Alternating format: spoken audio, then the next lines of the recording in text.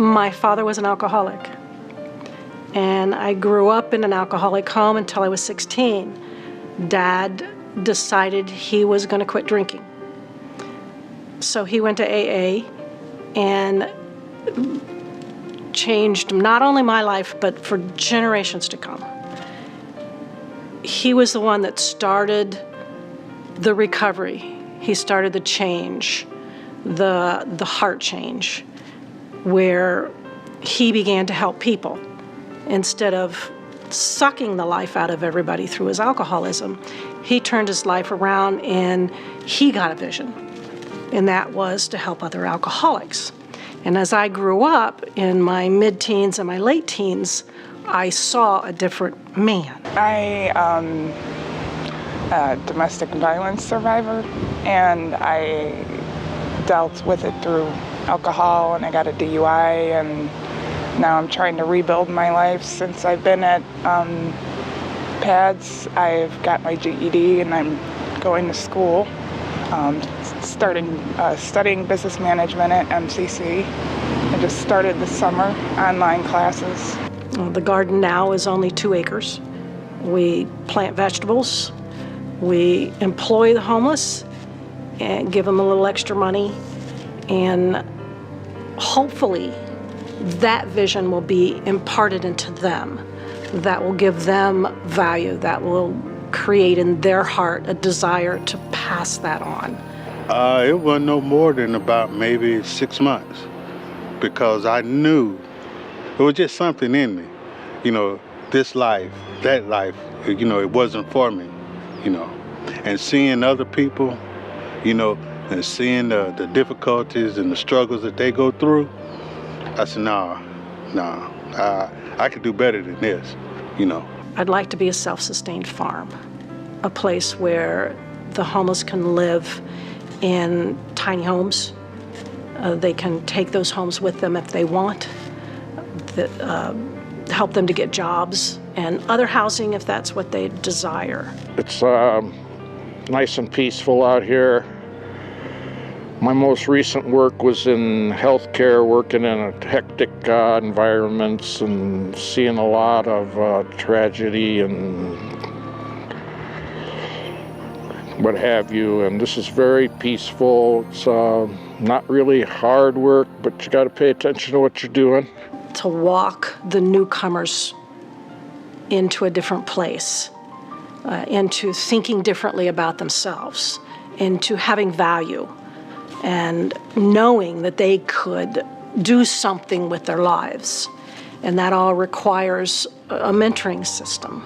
I was an alcoholic. That's what got me homeless. I was a bad alcoholic. And actually becoming homeless, as weird as it sounds, made me want to stop. So meeting Jan and doing this, and you definitely can't be hungover and come to work here. It's just not a good thing. And then I just didn't want to drink anymore, so it's worked out really well. But you can't tell anybody what to do when it comes to that. You can't. You can say it's possible to quit, but that's it. I mean, that's all. I was a bad drunk, so there's a difference. I ended up homeless,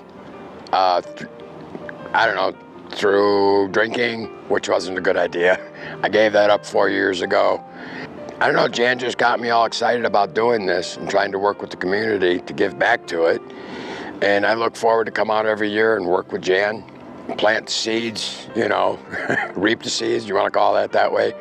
So, I mean, it's a lot of fun, and it gives me something to do. I enjoy it, you know, and I also enjoy delivering food to the different church sites, some pantry places that Jan goes to drop off at the end of the year, and it's 600-700 pounds at a time.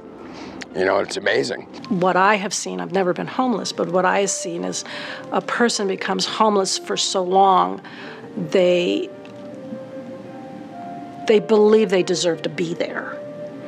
And to pull out of that requires a mind and a heart change for them to start believing that they're valued, that they can pull themselves out, and to be able to ask for help and to know that that's okay. I've never been homeless in my life, and you're only 1 to 3 paychecks away from it, most people. though they don't realize it until it happens to them. But there is a way out of it.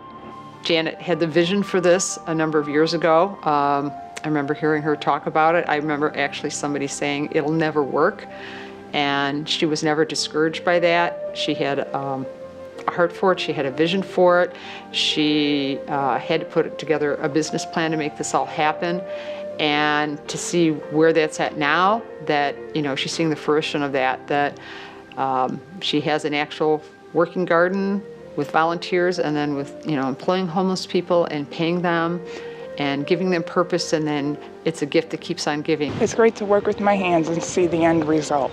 Hopefully and eventually, one day in the near future, you know, I can look back and tell my grandkids, you know, hey, I was involved in something that's bigger than I was, you know, something that's far greater, and, you know, just giving back. I have one son. His name is Kyle. I mean, he's seen me. He was so afraid towards the end before he like kicked me out of the house and says, Mom, I can't do it. He was afraid I was going to die in front of him. He was going to come home and I was going to be dead. So he's never been happier with me. He's got his mom back, yes.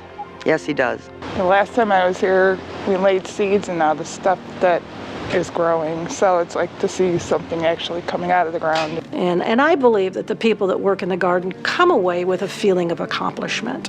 But most of all, I think I'm working on heart change. The AARRK Garden is a segue into society for the homeless.